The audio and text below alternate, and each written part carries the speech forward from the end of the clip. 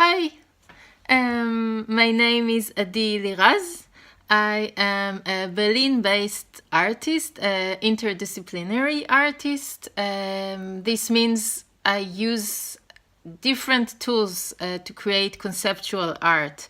I often connect to political mind setting, and I often use textile as my tool of expression in the form of either installations or art performance. When we think about history or knowledge, we often perceive it as a written text. I believe that knowledge can be also created in other means, by oral storytelling and by creation and recreation of symbols. In the project I introduce here, I relate to the history and representation of Romaniots women, which are my ancestors from my mother's side. The Romaniots are an ancient Jewish-Greek community which arrived to different locations in East-South Europe during the time of the Roman Empire. My ancestors were offsprings of the Romaniot community from Ioannina, which is a small city in northwest Greece.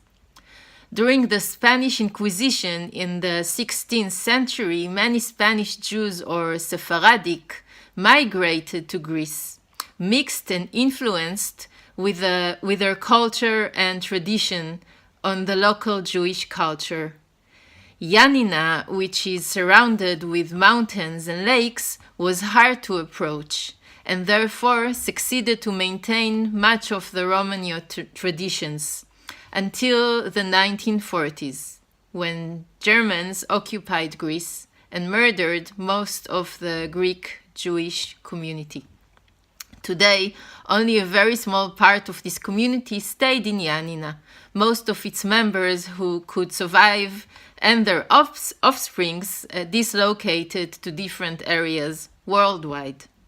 Textile production was a main profession within the Romaniots since the Middle Age, as producers, as traders, and as a domestic occupation done by women.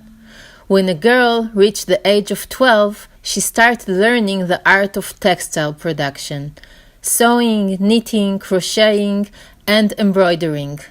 Upon her wedding, she would receive a wooden box full with textile works prepared by members of her family and herself. Mostly within the higher social class of the community, wedding dresses would be transformed in domestic environments by the women of the family into curtains, which would be later on hanged inside the synagogues. My grandmother, Mireta Moisis, and her mother, Hieti, previously Levis, were as well working a lot with textiles. Most of it was inherited to my mother, and some of it reached me. Since a few years, unconsciously, since my own mother never worked with textile, I somehow found my way to working also with textile in my artistic practice, but also personally. I first started knitting. I created public performative interventions and reclaimed public space as a place for intimacy and domestic work.